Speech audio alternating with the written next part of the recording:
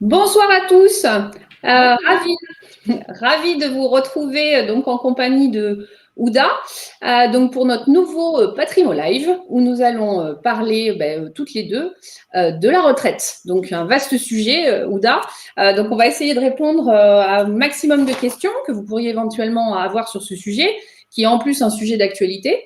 Donc, on va tâcher d'être le plus exhaustif possible et bien évidemment, on se tient à votre disposition pour répondre à vos questions au fur et à mesure et après, comme d'habitude. Donc, pour reprendre un petit peu d'historique pour ceux qui nous connaissent un petit peu moins, le Centre du patrimoine, donc on est créé depuis 2002. On a une démarche qui est vraiment adaptée à la situation unique de chacun de nos clients, parce que pour nous, ça, c'est vraiment quelque chose sur lequel on est engagé et on y tient. Notre engagement, donc bien évidemment, c'est accompagner nos clients tout au long de leur vie patrimoniale et d'être bien évidemment le plus proche de nos clients. Donc, pour parler un petit peu plus, pour rentrer dans le vif du détail, donc on va faire ça sur 3 axes ce soir. Donc, l'âge de départ à la retraite.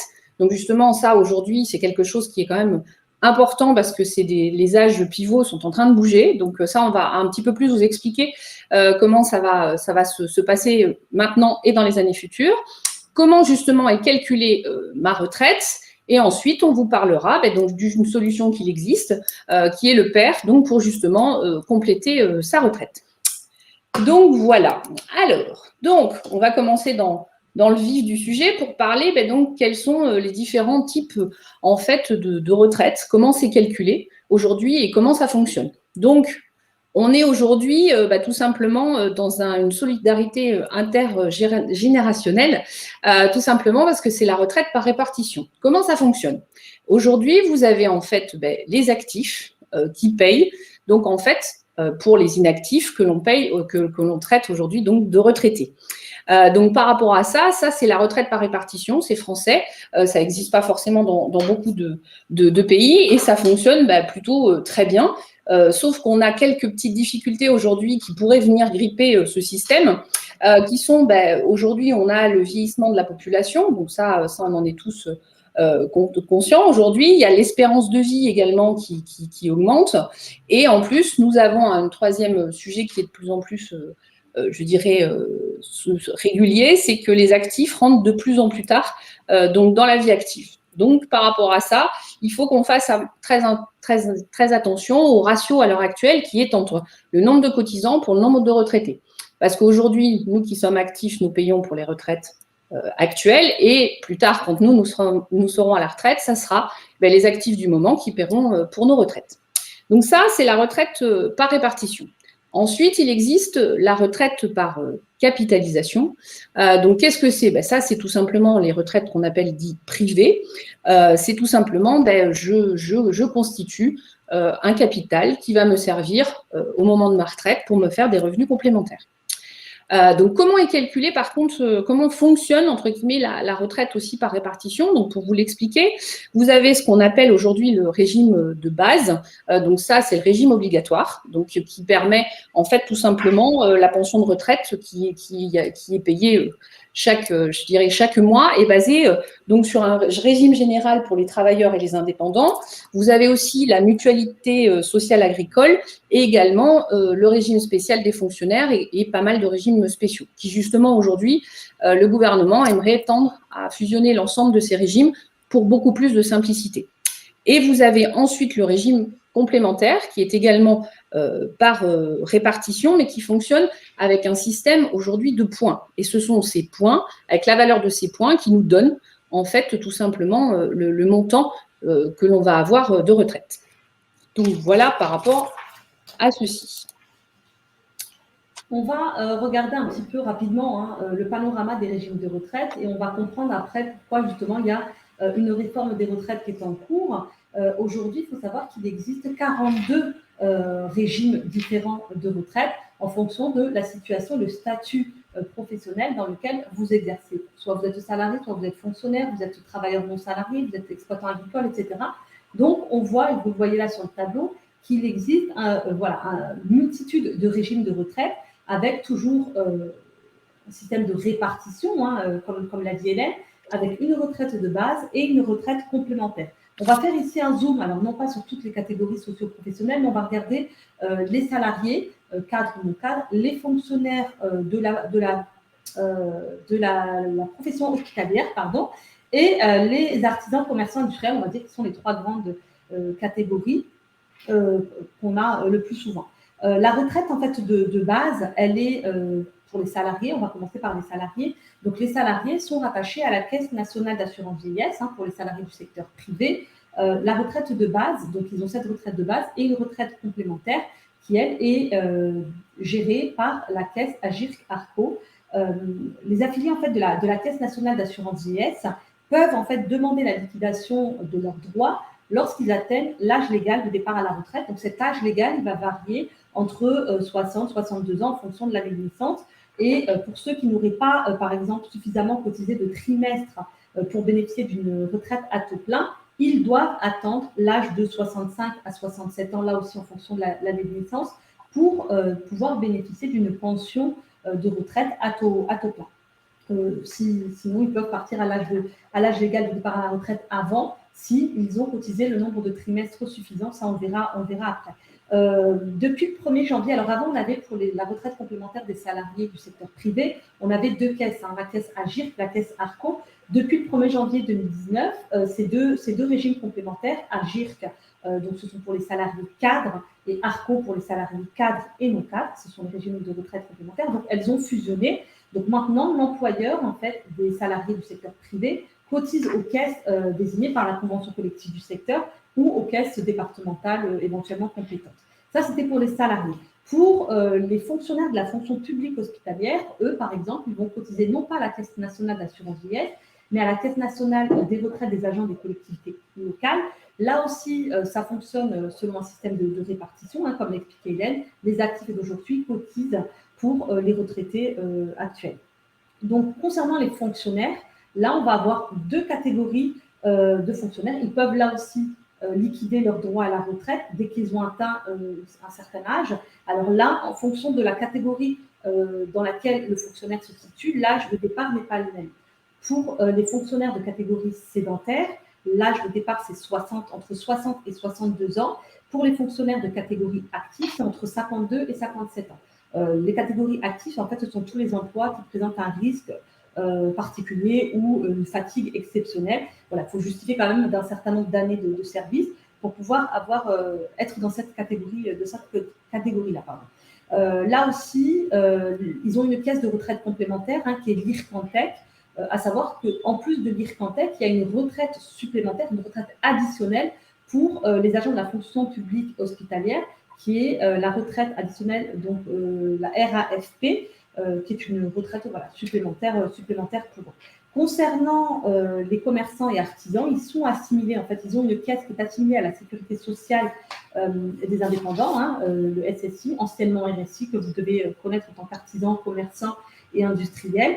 Eux, donc, cotisent à la retraite à un taux qui est équivalent à la somme des cotisations patronales et salariales. Quand on est, par exemple, salarié du secteur privé, on cotise, on a les cotisations salariales. Quand on est artisan, commerçant, industriel, on cotise à la fois au taux qui va être équivalent pour qu'on soit en cotisation salariale ou en cotisation patronale.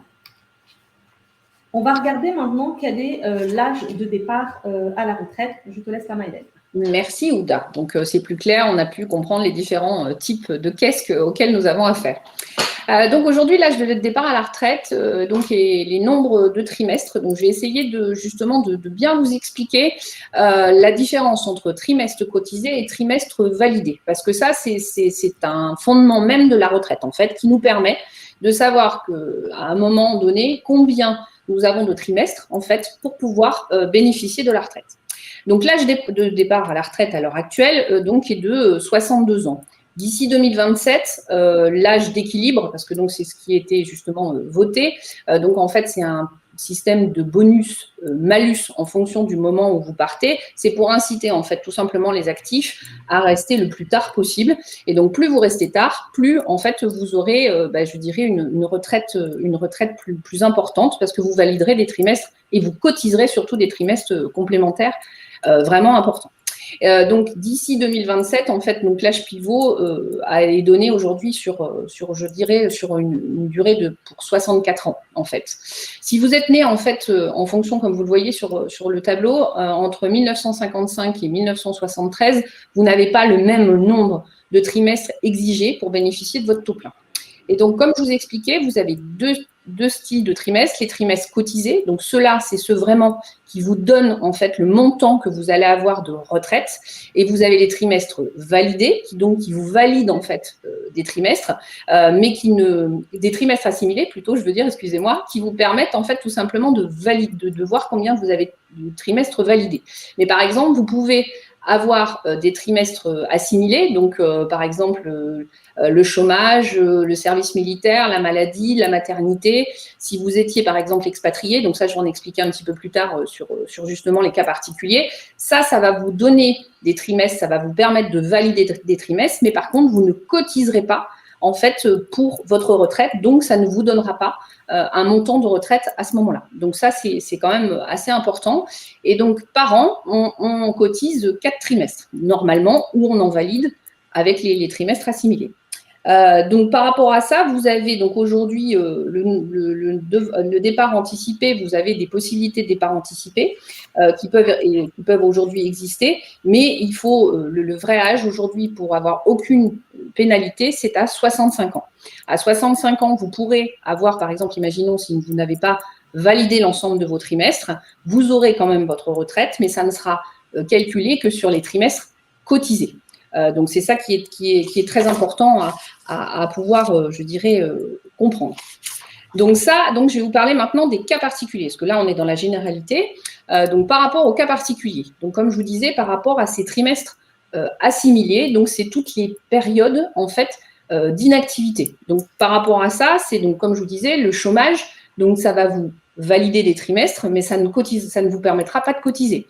La maladie, la maternité, le congé parental, l'invalidité, et où également vous pouvez avoir la prise en charge d'une personne handicapée, ça vous donne droit aussi à valider des trimestres, le service national et le RSA. Donc ça vous permettra de pouvoir, je dirais, valider des trimestres, mais pas, comme je vous l'ai dit, cotiser. Ensuite, vous avez donc en cas particulier, vous avez des départs anticipés pour carrière longue.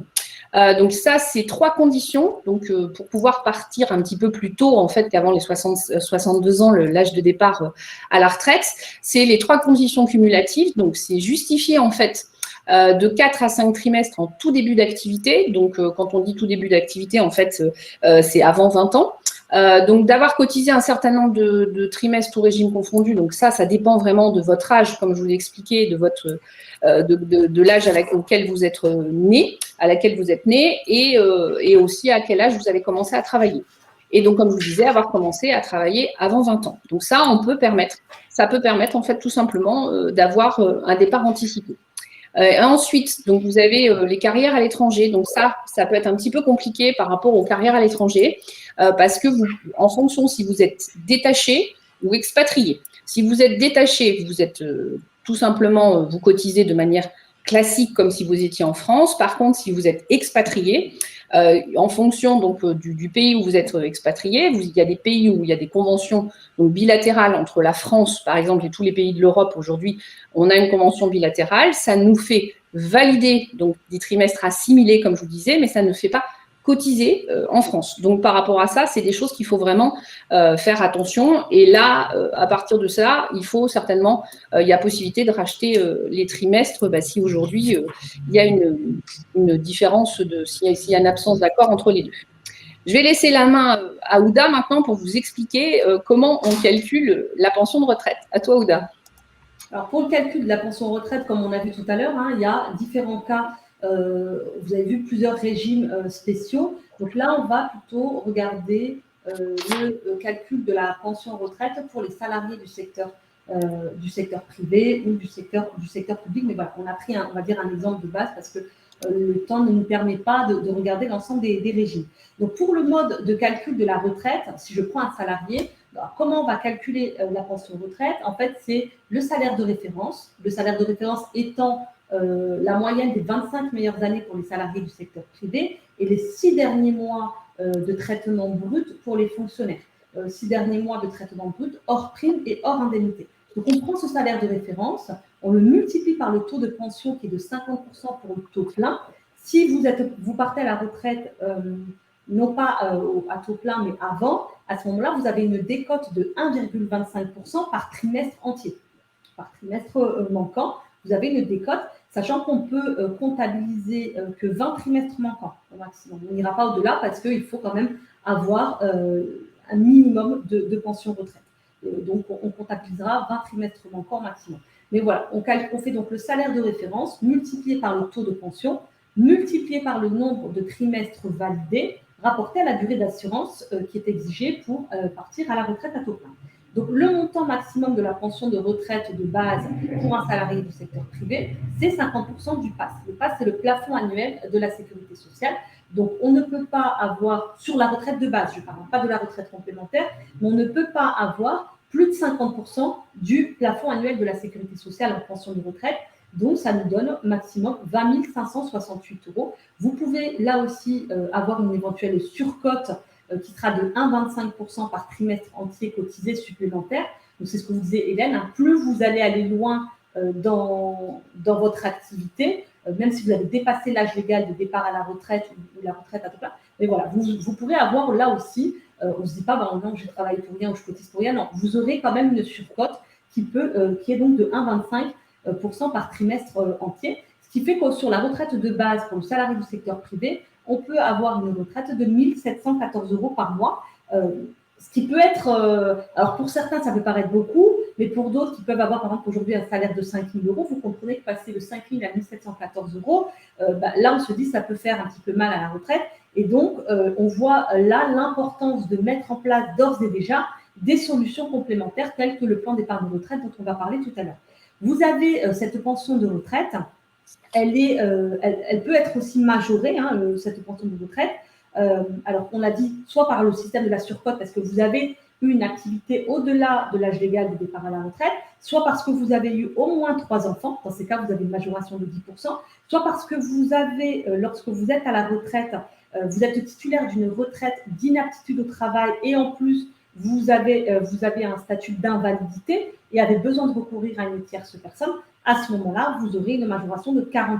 Il y a d'autres cas spécifiques comme le handicap, les poids à charge pour le départ à la retraite en 2011, etc., qu'on ne regarde pas ici. Mais en tout cas, vous pouvez avoir des majorations dans certains cas spécifiques. Concernant la retraite complémentaire, concernant le régime de la retraite complémentaire, alors là aussi, comment ça se calcule? Hélène vous en a parlé tout à l'heure. Ça se calcule en système de points. On n'est plus en trimestre cotisé, mais on est en système de points. Donc, chaque année, en fait, vos cotisations de retraite complémentaire sont transformées en points de retraite. Et pour déterminer le nombre de points qui vous est attribué chaque année, votre caisse de retraite, elle va tout simplement diviser le montant des cotisations salariales et patronales par le prix d'achat du point. Et le prix d'achat du point, il est communiqué par la caisse de retraite à GIRC-ARCO. Il est fixé, en fait, chaque année. Donc, tous les salariés cadres et non cadres cotisent en fait à cette caisse de retraite complémentaire. Vos employeurs également cotisent à cette caisse de retraite. Quel que soit le secteur d'activité, quelle que soit finalement la nature et la durée de votre contrat de travail, on cotise à cette caisse de retraite complémentaire. On va prendre un exemple ici, M. Martin qui est salarié non cadre, qui n'a pas d'enfant, il a commencé à travailler très jeune à l'âge de 20 ans.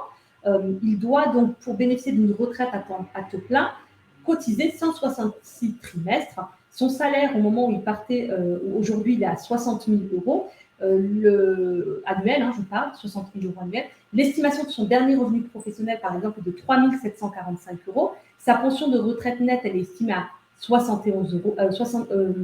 660 €, ce qui fait un taux de remplacement de 71%. Donc, ce taux de remplacement, c'est en fait le pourcentage finalement de ce que vous touchez à la retraite comparé, rapporté à votre dernier revenu professionnel avant le départ à la retraite. Il faut simplement noter que ce taux de remplacement, il est encore plus bas que pour les indépendants que pour les salariés parce que le taux de cotisation des indépendants à ces régimes à la SSI est beaucoup plus faible que pour les salariés. Un petit point qui n'est pas noté ici concernant la pension de réversion. Alors, la pension de réversion, c'est lorsque votre conjoint qui était retraité, en fait, décède, le conjoint a le droit à une pension de réversion. Sur le régime de base, la pension de réversion est égale à 54% de la pension de retraite de la personne décédée. Et sur la retraite complémentaire, elle est égale à 60% de la pension complémentaire. Bien évidemment, cette pension de réversion, elle est soumise à condition. Il faut que le conjoint, on va dire survivant, ait au moins 55 ans, qu'il ait été marié avec la personne retraitée décédée. Et il y a aussi des conditions de revenus. Il faut avoir un maximum de revenus de 21 321 € pour la retraite de base et beaucoup plus élevé, 82 722 € pour la retraite complémentaire. Alors, ce système-là est voué, on vous l'a dit, à évoluer un petit peu, puisqu'on a une réforme des retraites qui est en cours, un projet de réforme des retraites qui est en cours, puisque l'ambition du gouvernement, de ce gouvernement en cours, c'est de créer un système universel de retraite avec la mise en place finalement de règles communes, même s'il restera des systèmes, des spécificités pour certains régimes spéciaux, parce que système universel, ça ne veut pas dire système unique. Aujourd'hui, je vous l'ai dit tout à l'heure, il existe 42 régimes spéciaux de retraite. L'objectif, en fait, du gouvernement avec ce projet, cette réforme des retraites, c'est d'unifier ces 42 régimes différents dans un système unique où la règle serait finalement non plus ce système de trimestre cotisé pour la retraite de base et système de points pour la retraite complémentaire. Là, le système serait unique, serait de dire c'est 1 € cotisé accorde les mêmes droits à retraite pour tous. La plupart des régimes actuels, en fait, aujourd'hui, fonctionnent par trimestre validé et ne prennent pas en compte les nouvelles formes de précarité du travail qu'on peut avoir. Donc, chaque régime, finalement, a ses propres modalités de calcul. Ça complexifie un petit peu le système, ça le rend pas très transparent, pas très lisible. Et donc, le gouvernement a pour ambition, avec ce système de retraite universelle, en fait, d'enlever un peu l'usine à gaz qui est aujourd'hui le système des retraites. Cette mise en place, la mise en place de ce nouveau régime, a priori, elle est prévue dès le 1er janvier 2025 pour toutes les générations qui seraient nées avant 2004. Le principe de la retraite par répartition, qui est bien quelque chose de franco-français, lui ne sera pas impacté. Le système restera toujours le même, c'est-à-dire que les actifs vont continuer à financer les pensions des retraités. Mais dernièrement, à l'été 2021, le président Emmanuel Macron, il a quand même encore rappelé vraiment cette volonté de réformer le régime des retraites, même si on est en période sanitaire un peu compliquée. Il a encore redit hier, à la réunion du Conseil des ministres, plus de la moitié de la réunion a été vraiment consacrée à cette réforme des retraites. Donc, il a confirmé l'idée que on va mettre fin à cette usine à gaz et le sujet retraite, la réforme de retraite sera traitée une fois qu'on aura passé toute cette crise sanitaire, que les masques seront tombés, etc. Il a confirmé hier que l'âge d'équilibre dont vous a parlé Hélène tout à l'heure sera à 64 ans et que la pension minimum de retraite sera rehaussée à 1 000 €. Aujourd'hui, elle est de 645 € si je ne dis pas de bêtises. Là aussi, autre point de la réforme, l'âge légal de départ à la retraite va rester fixé à 62 ans. Pour le calcul, par contre, de la pension de retraite, on a dit tout à l'heure que pour les salariés, on se basait sur les 25 meilleures années et pour les fonctionnaires sur les 6 derniers mois. Là, la volonté, c'est de s'appuyer en fait sur l'ensemble de la carrière, tant pour le secteur privé que pour le secteur public. La pension de réversion, là aussi, aujourd'hui, on a dit, elle est donnée même au conjoint qui est divorcé de la personne retraitée. Là, elle ne sera plus, dans le projet de réforme, la pension de réversion ne sera plus versée à l'ex-conjoint. Et la réforme des retraites prévoit également de rehausser, par contre, pour ceux qui sont toujours mariés, de rehausser la pension de réversion qui est aujourd'hui de 50%, de la rehausser à 70% des pensions qui auront été constatées au jour du décès. Qu'est-ce qui est prévu d'autre sur cette réforme? Chaque Français aura finalement accès à un compte retraite. Aujourd'hui, on l'a sur le site de l'assurance retraite, mais qui est accessible qu'à partir de 55 ans. Là, désormais, ce qui est prévu, c'est l'accès à un compte retraite qui va vous permettre d'avoir accès à des informations à n'importe quel moment sur vos futurs droits à la retraite.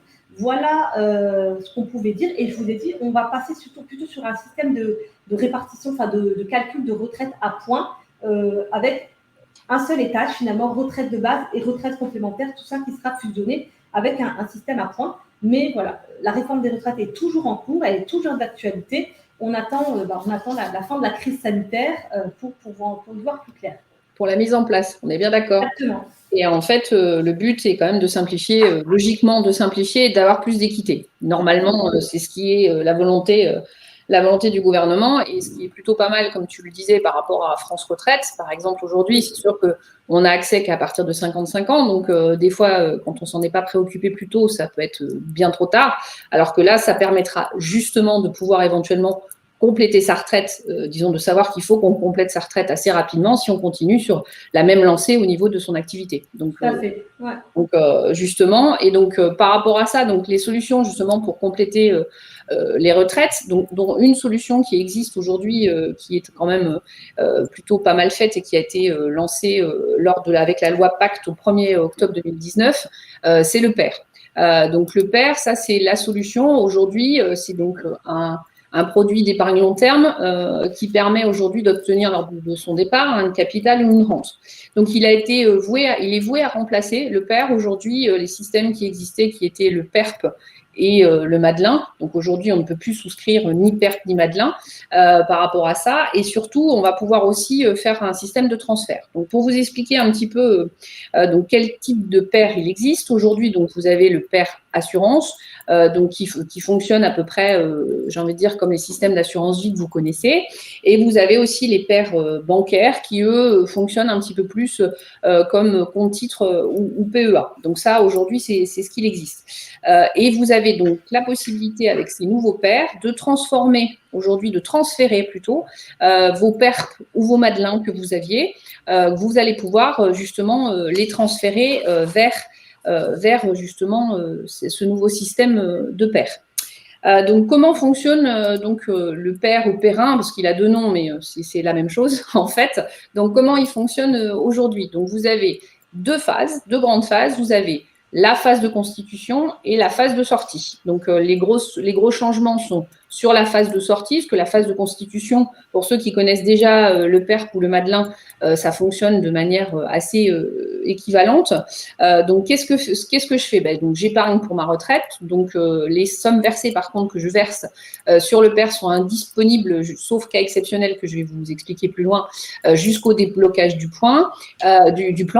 Et ensuite, ça vous permet de verser ça. Vous avez une incitation aujourd'hui qui vous permet en fait de réduire votre imposition. Alors attention, ce n'est pas directement une réduction d'impôt, c'est-à-dire je ne réduis pas directement mon impôt donc à la fin, j'ai envie de dire, c'est plutôt une baisse en fait tout simplement de la diminution des revenus imposables en fait. C'est une baisse des revenus imposables et c'est plafonné aujourd'hui donc à 10% du revenu professionnel.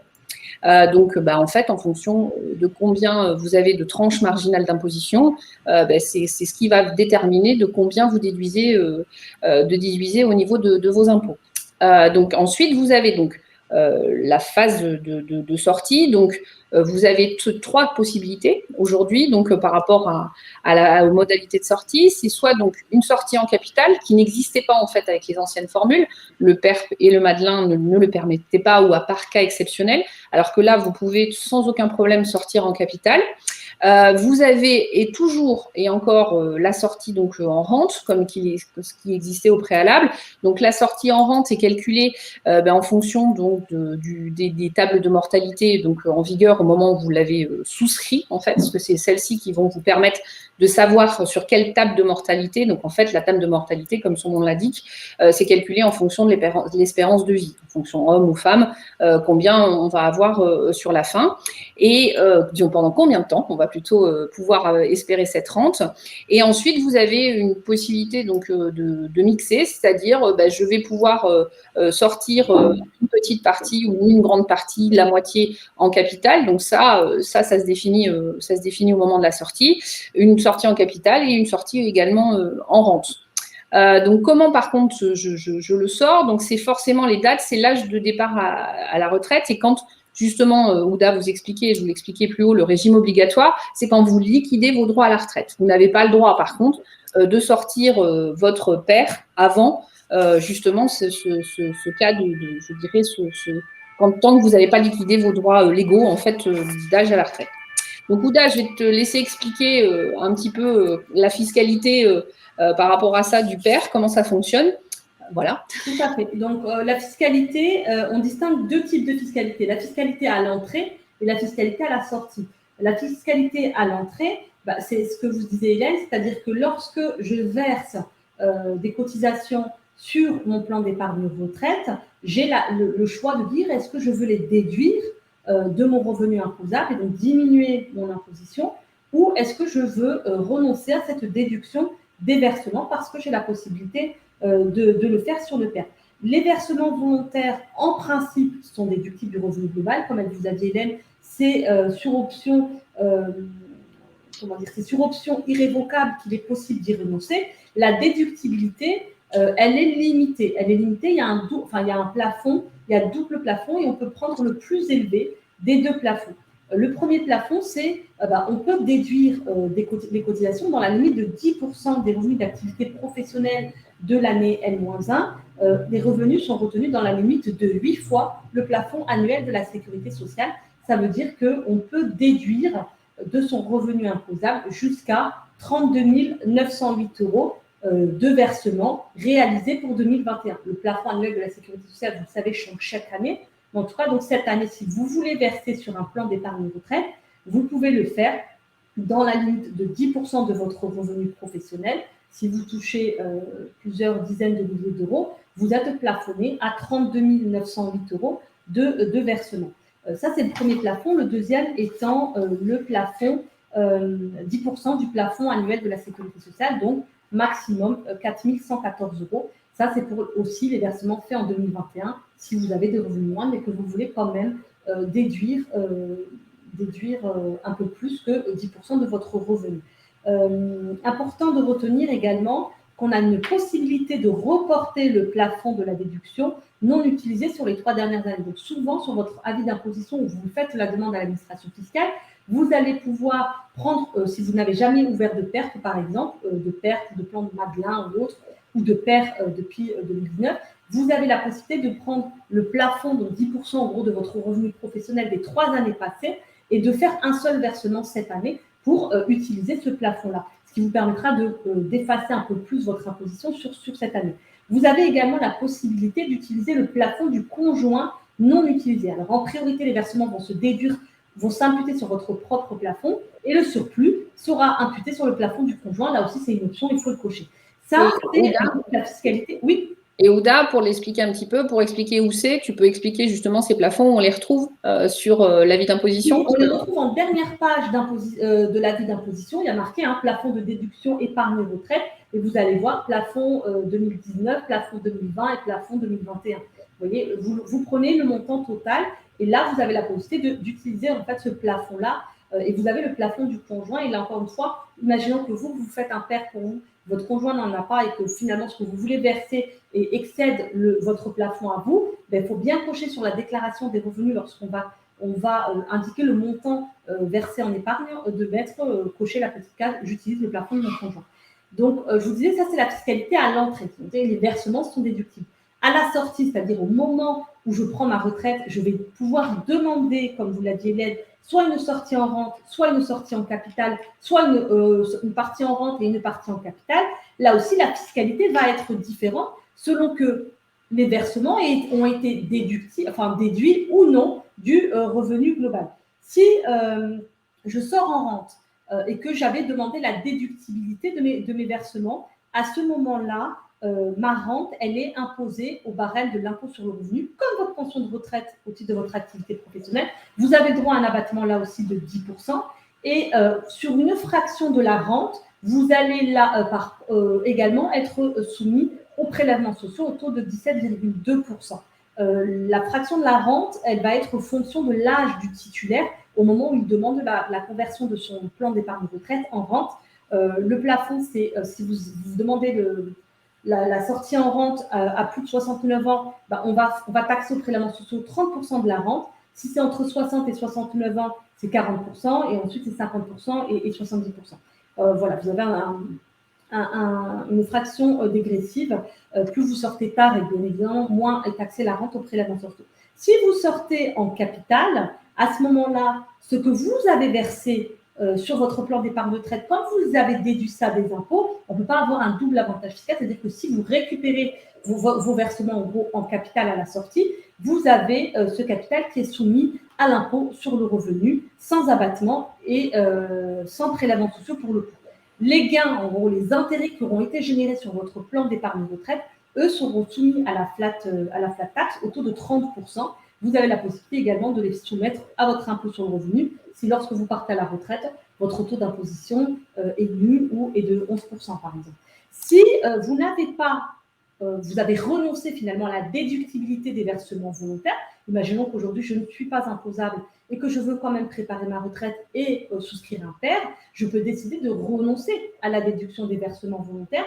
Et à ce moment-là, quand je vais sortir en rente ou en capital, si je sors en rente sur une fraction de la rente, là aussi selon l'âge du titulaire, je vais être soumis, une partie de ma rente va être soumise à l'impôt sur le revenu et aux prélèvements sociaux. Et si je sors en capital, comme j'ai pas eu le droit, enfin je n'ai pas déduit mes versements de mon revenu global, à ce moment-là, mon capital est exonéré d'impôt sur le revenu et de prélèvements sociaux, et les intérêts qui auront été générés sur mon plan d'épargne retraite, là aussi, seront soumis à la flat tax au taux de 30%.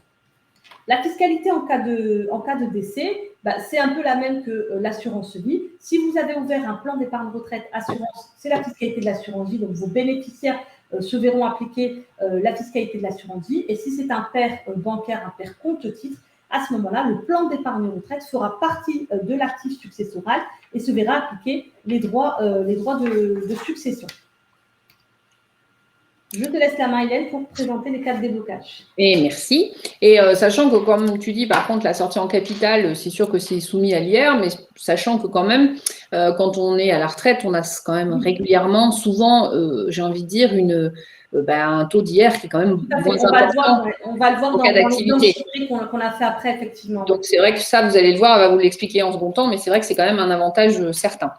Donc, comme je vous disais, vous avez donc le capital est bloqué, donc pendant tout le temps, jusqu'à justement l'âge de départ à la retraite, disons quand vous allez liquider vos droits à la retraite, mais sauf vous avez quand même aujourd'hui des cas de déblocage anticipé, des accidents de la vie, dans la grande majorité des cas. Donc, c'est le décès du conjoint ou du partenaire de PACS, l'invalidité du titulaire de ses enfants ou de son conjoint partenaire ou de partenaire de PACS, les situations de surendettement du titulaire, donc ça, il faut que ça soit quand même un surendettement validé par la Banque de France, ce n'est pas juste on s'estime surendetté, il faut quand même avoir un surendettement Banque de France. L'expiration donc des droits à chômage, donc là, c'est vraiment quand on est en fin de droit, c'est-à-dire qu'on n'a pas trouvé de travail, qu'on n'a plus du tout de droit à chômage. À partir de ce moment-là, on peut également débloquer son père. Là, la révocation du mandat social, donc ça, c'est quand généralement, tout simplement, c'est quand on est un mandat d'administration, donc ça, c'est un cas très, très particulier, et qu'on a une révocation du mandat, ça, c'est sur les hauts postes, mais ça arrive. La cessation d'activité donc des non-salariés, donc là, ça concerne les travailleurs non salariés qui n'ont plus d'activité, c'est un peu comme le chômage, les expirations des droits à chômage, c'est la même chose, donc ça, on peut également obtenir, je dirais, son père, mais il faut que ce soit soumis à une liquidation judiciaire. Et également l'acquisition de la résidence principale. Donc ça, c'est également, donc c'est quand même intéressant parce que ça, c'était pas quelque chose qu'on pouvait faire avant, ce n'était qu'à la sortie, alors que là, maintenant, c'est également en déblocage anticipé.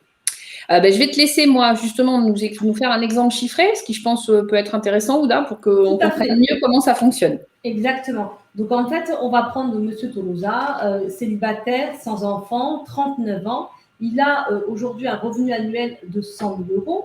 Donc, il a quand même une capacité d'épargne suffisante. Il va faire des versements de 9 000 € par an jusqu'à son départ à la retraite sur un plan d'épargne retraite. Donc, il est dans une tranche marginale d'imposition de 41%. Finalement, il verse 9 000 €, mais il va en récupérer en économie fiscale, en économie d'impôt, 2 700 €, puisque, étant dans une tranche marginale d'imposition à 41%, il vient quand même réduire son assiette fiscale et donc économiser 2 700 € d'impôt par an. Donc, finalement, son effort réel d'épargne, il est de 6 300 €. Quand il verse ça sur son plan d'épargne retraite, le plan d'épargne retraite, c'est comme un c'est un placement combination vie ou autre, vous allez choisir des supports d'investissement et donc vous allez générer du rendement et générer, capitaliser sur votre plan d'épargne retraite. Donc, au total, sur 26 ans, 9 000 euros par an, il aura versé 234 000 euros. Et avec la capitalisation de son plan d'épargne retraite, au moment de son départ à la retraite, l'épargne qui aura été constituée sur son plan, elle sera de 396 110 euros. À partir de là, il a la possibilité soit de sortir en capital, comme on l'a vu, soit de sortir en rente et soit de faire une sortie mixte. Le choix ne s'opère pas à l'adhésion. Hein. Le choix s'opère vraiment au moment où on va demander, où on part à la retraite et qu'on demande la transformation de notre épargne constituée en épargne retraite. On est parti sur un exemple où le client sort en rente annualisée nette. À ce moment-là, vous savez que lorsqu'on vient de le voir, lorsqu'on peut avoir des revenus de 100 000 euros et être donc dans une tranche marginale d'imposition à 41%, mais lorsqu'on part à la retraite, la pension de retraite, c'est parfois 50-60% de notre revenu et donc forcément, on change de tranche marginale d'imposition. On peut passer dans une tranche inférieure une fois ou deux fois inférieure. Là, dans notre exemple, le client passe à 11% de tranche marginale d'imposition. Donc, finalement, sa rente, elle est de 8 172 euros, ce qui lui fait une rente mensuelle de 681 euros. Le PER, en fait, est particulièrement intéressant pour les personnes qui sont dans une TMI une forte TMI, au moins 30%, 30, 41, voire 45%. Donc, plus la TMI est élevée, plus le gain fiscal va être important pendant la phase de versement, la phase de constitution de l'épargne retraite, et donc l'effort de trésorerie réelle va être moins important. Quand on est en sortie, comme on l'a vu, il y a une fiscalité à la sortie lorsque les versements ont été déduits en amont, et donc là, on voit bien que le PER est une véritable technique d'optimisation fiscale, puisque en fait, on va décaler la perception de revenus à une période ultérieure qui est la retraite, durant laquelle l'imposition de mes revenus est moins forte, puisque on perd en revenus. Donc, le capital ou la rente qu'on va obtenir au moment de la retraite vont être soumis, certes, comme on l'a dit tout à l'heure, à l'impôt sur le revenu, mais comme on a des revenus beaucoup moins importants à la retraite, finalement, l'imposition à la retraite va être minimisée par rapport à l'économie fiscale qu'on aura eue pendant toute la durée de phase départ. Si, dans notre exemple, on avait décidé de sortir en capital, vous voyez qu'on a versé 234 000 euros qui vont être… Ouda, je me permets juste, il y a une petite coquille dans notre CEPA. En fait, la TMI, elle n'est pas à 41% pour les 2700, c'est une TMI à 30%. Là, par rapport à 2700 euros, il y a juste une petite coquille. Oui, donc l'effort d'épargne ont été… Oui.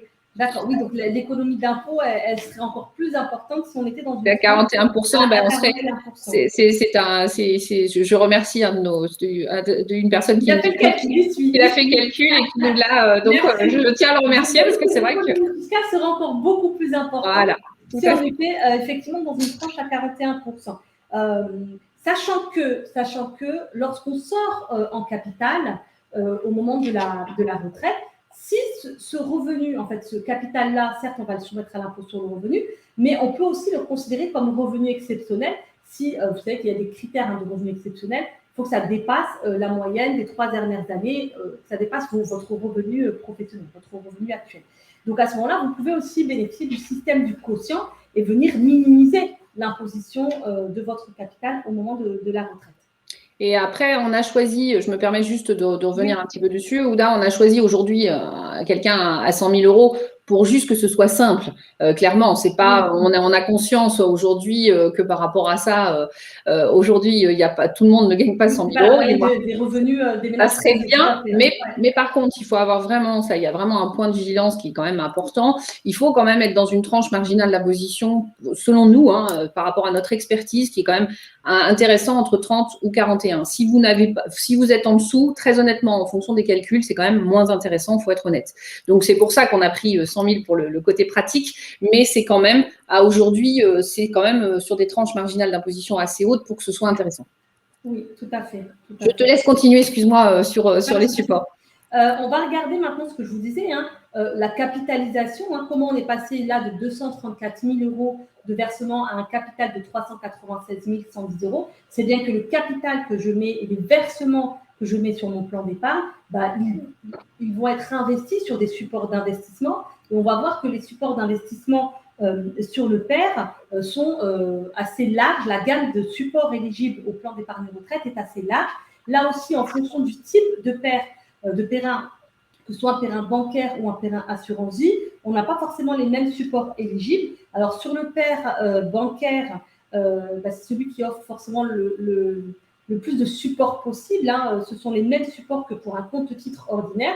Donc, on peut avoir des titres vifs, actions, obligations, titres négociables, des parts de placement collectif, des ETF, des trackers, des OPCVM, toute une gamme de supports vraiment extrêmement large sur le marché.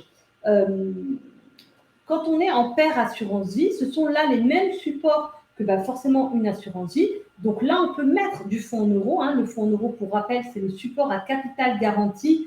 Donc c'est propre à l'assurance et propre on va dire même à l'assurance française. Vous avez une garantie en capital qui est offerte par l'assureur. Donc là, vous pouvez aussi mettre des unités de compte. Donc ça va être des OPCVM.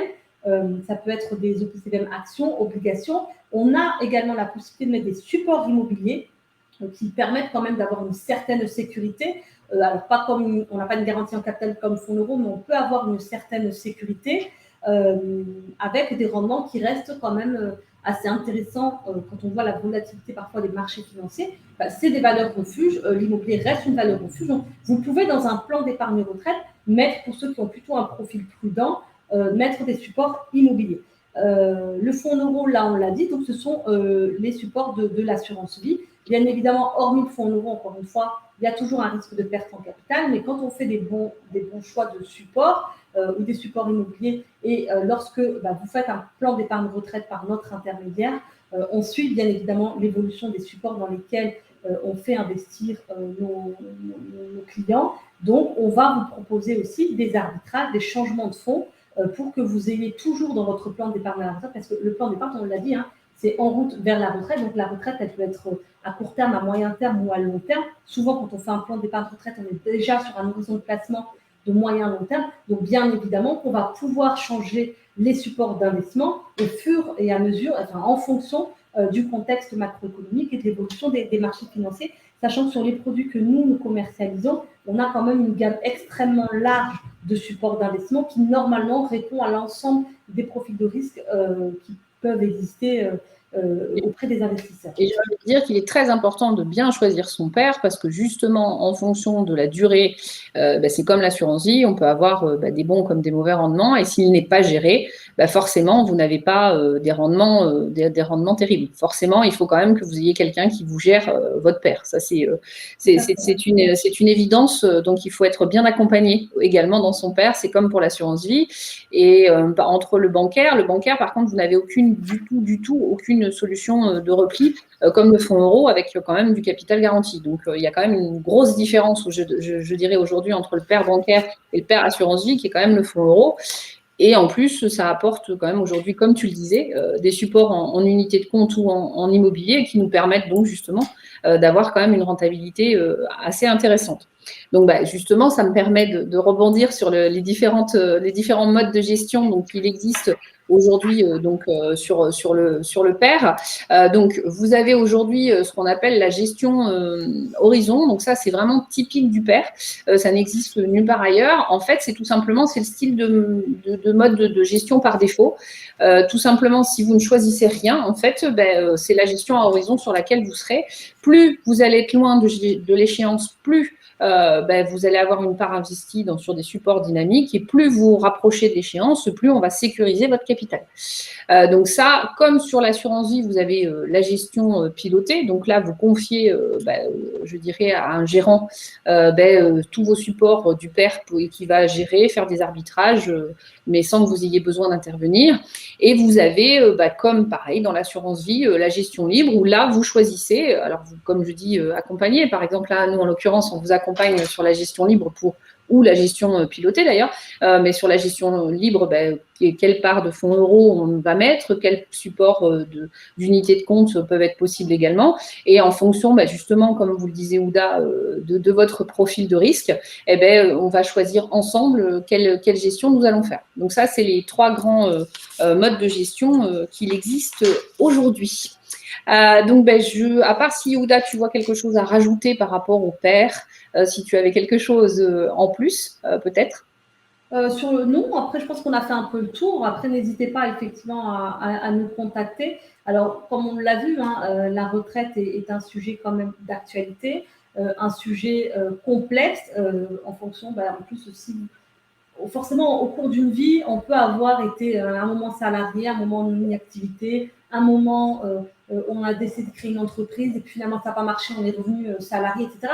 Donc pendant toute la vie, en fait, toute notre vie professionnelle, on peut avoir eu différents statuts. Donc n'hésitez pas à nous contacter pour qu'on puisse aussi vous accompagner si vous avez besoin d'établir un bilan retraite ou être accompagné dans le dossier, dans la mise en place de votre retraite. Aujourd'hui, il faut savoir qu'on traite pour certains de nos clients des dossiers de mise en place de la retraite. Il faut compter, si vous êtes à l'approche de la retraite, je vous le dis, auprès des caisses d'assurance retraite en ce moment, les délais entre le moment où vous demandez, vous montez votre dossier, voilà, et le moment où vous allez vraiment percevoir votre retraite, il peut se passer 9 mois.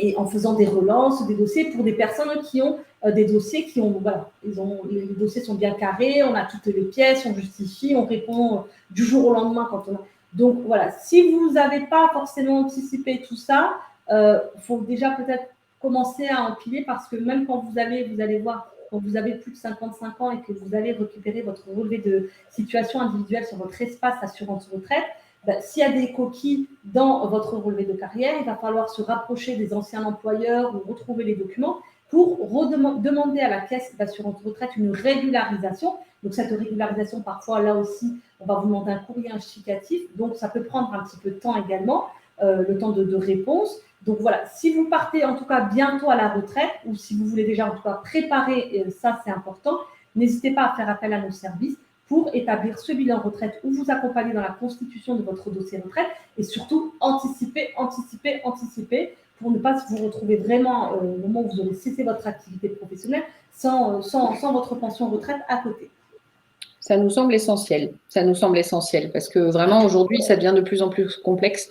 Donc, il est important. Je vois qu'on a des questions auxquelles nous avons répondu au fur et à mesure.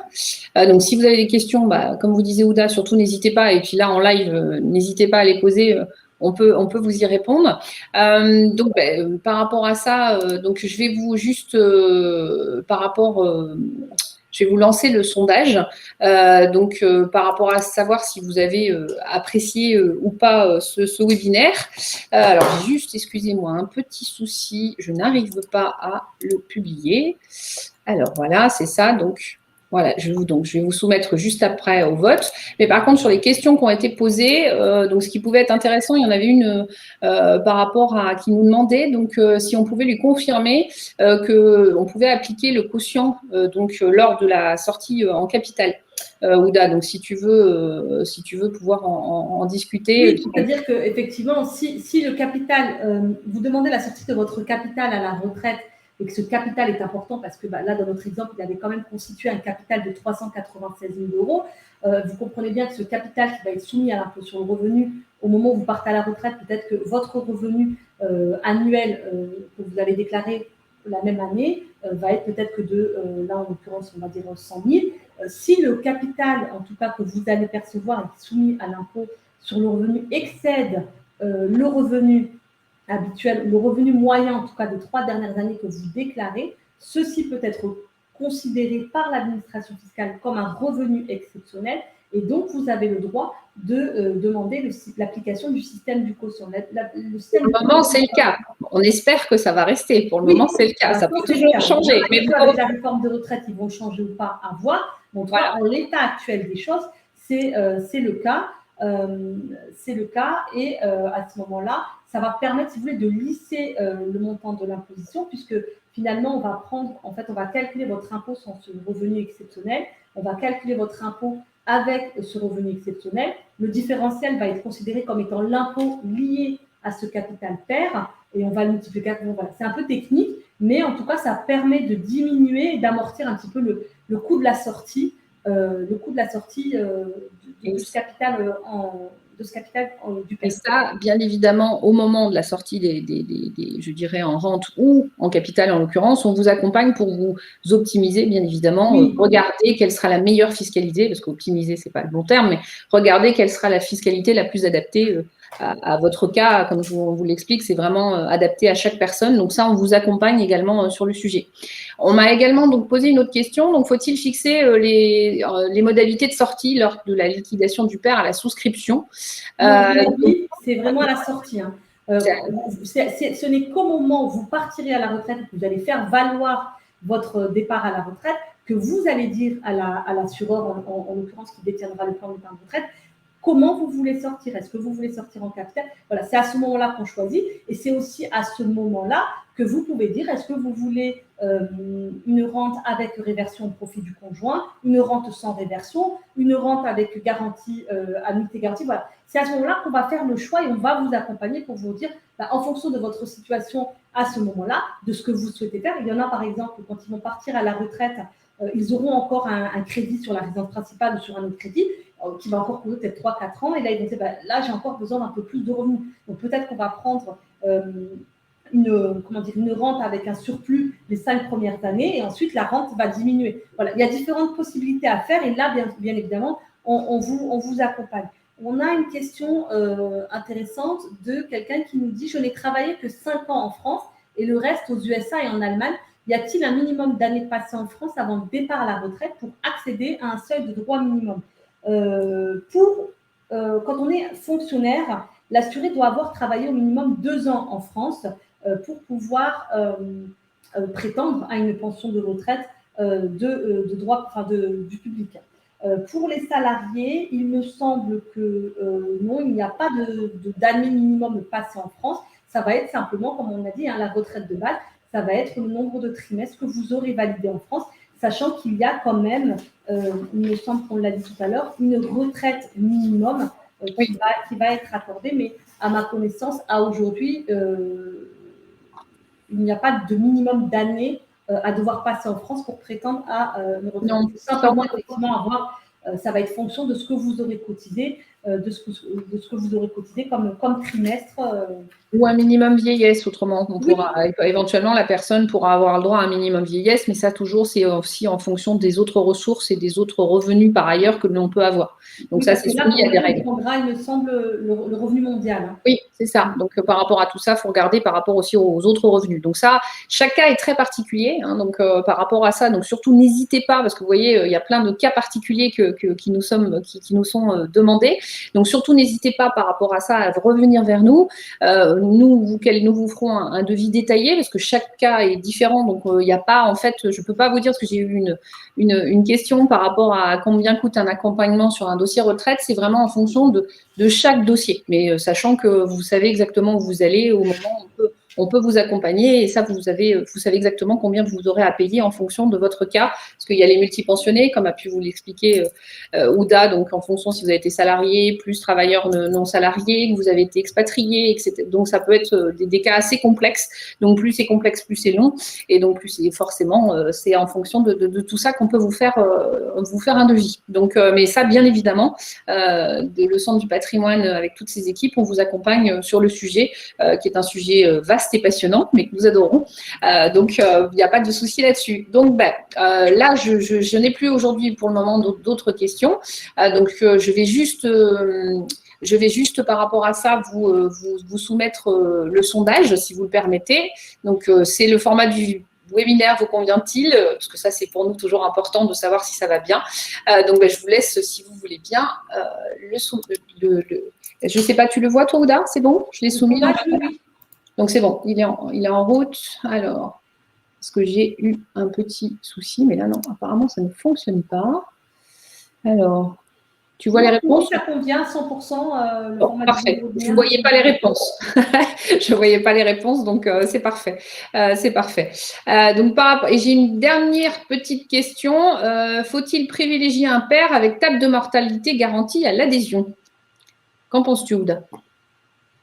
Je pense qu'il faut effectivement privilégier un pair avec table de mortalité garantie, puisque vu que l'espérance de vie s'allonge, on peut peut-être, alors j'en ai pas entendu parler à ce jour, mais peut-être que dans les prochaines années, on peut avoir une nouvelle table de mortalité garantie qui sera peut-être moins favorable que celle que nous avons aujourd'hui, compte tenu de l'espérance de vie. C'est pas dans les tuyaux pour le moment, mais non, j'en ai pas entendu parler. Mais ça n'empêche que c'est quasiment certain qu'à un moment, vu que l'expérience de vie ne fait qu'augmenter, il y a de grandes chances, de toute manière, qu'on en ait une nouvelle à un moment. C'est pas dans les tuyaux, entre guillemets, mais peut-être que justement avec la réforme, peut-être que ça pourra venir avec. Donc oui, autant faire se peut. Clairement, il est bien autant privilégier ça. Donc, il est 19h02, donc on a tâché de respecter le timing. Donc, comme je vous l'ai dit, donc vous pouvez retrouver ce Patrimo Live. Vous pouvez le retrouver, on vous enverra le lien pour pouvoir le consulter, et vous pouvez également le consulter sur notre YouTube TV. Donc, n'hésitez pas à revenir dessus, et bien évidemment, si vous avez des questions, comme d'habitude, toutes les équipes du Centre du patrimoine sont mobilisées pour vous y répondre. Je vous souhaite une excellente soirée. Merci de votre attention, en espérant avoir pu vous éclairer sur la retraite ce soir. Et on reviendra prochainement avec Ouda. Merci Ouda. Merci à toi, Hélène. Merci à tous pour votre participation. Les questions ont été effectivement nombreuses. Et Jean-Olivier y répond activement. Merci à Jean-Olivier également. On va dire derrière, mais qui répond et qui est là avec nous. Voilà, tout à fait. Et on vous dit à bientôt. Il y a un prochain Patrimo Live sur un autre sujet que nous. Voilà, merci à tous. Merci à tous. Bonne soirée, à bientôt.